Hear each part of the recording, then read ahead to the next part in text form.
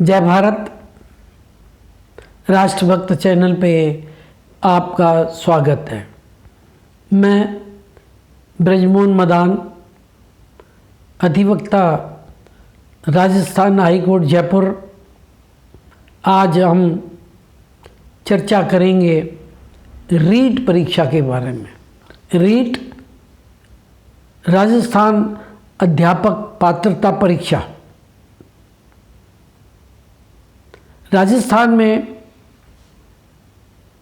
2019 को हमारे लोकप्रिय, जननायक, लोकतांत्रिक व्यवस्था, लोक कल्याण करने वाले मुख्यमंत्री आदरणीय अशोक जी गहलोत ने 2019 में लगभग 31,000 अध्यापकों को भर्ती के लिए स्थानों के बारे में रीट की परीक्षा के आयोजन की घोषणा की। उस घोषणा से रीट में बैठने वाले या जो कई वर्षों से अध्यापक बनने की इच्छा रखे हुए थे, उनके लिए ये बहुत ही प्रसन्नता की बात थी। परंतु कोविड-19 की वजह से वह परीक्षा अप्रैल 2020 में नहीं हो पाई। पुनः तारीख निश्चित की गई जून 2020, फिर जून 2021। अब हम सब जानते हैं कि ये परीक्षा का आयोजन सितंबर 2021 अर्थात 26 सितंबर 2021 में होना निश्चित हुआ है।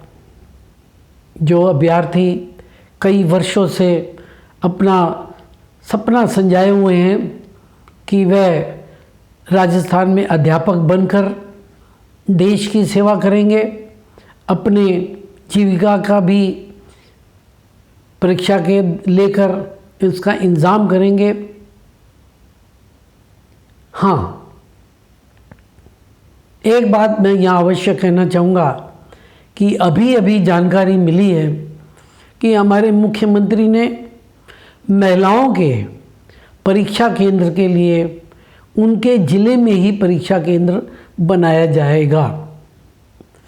इस तरीके से महिलाओं को अपनी परीक्षा देने के लिए अपने ज़िले से बाहर नहीं जाना पड़ेगा और राजस्थान में जो परीक्षा 26 सितंबर होने वाली है उसमें 4,200 केंद्र बनाए गए हैं, जिसमें लगभग 16.5 लाख अभ्यर्थी अपनी परीक्षा देंगे।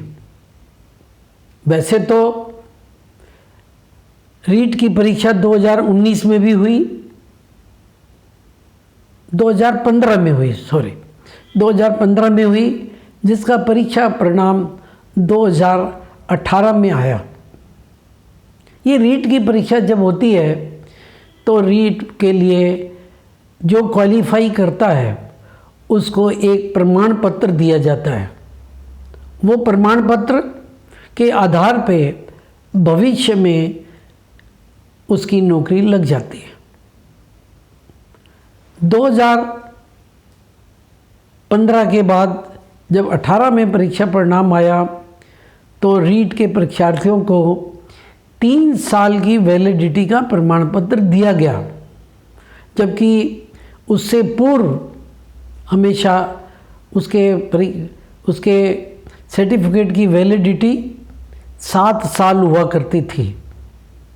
यहाँ हम सरकार का ध्यान दिलवाना चाहते हैं कि उस निर्णय की वजह से लगभग 2.5 लाख जिन्होंने अपनी परीक्षा परिणाम उत्तीर्ण कर ली वो कट ऑफ मार्क्स लेके आए, लेकिन इस 3 साल के नए निर्णय से उनकी वैलिडिटी 2021 में समाप्त हो गई।